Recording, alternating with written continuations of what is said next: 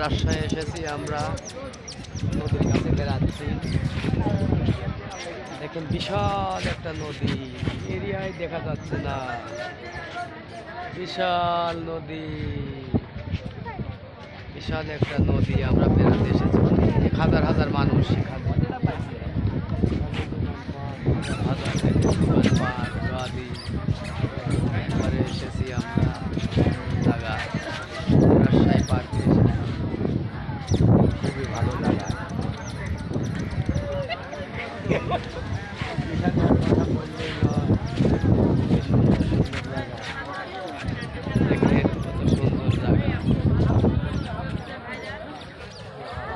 দেখলো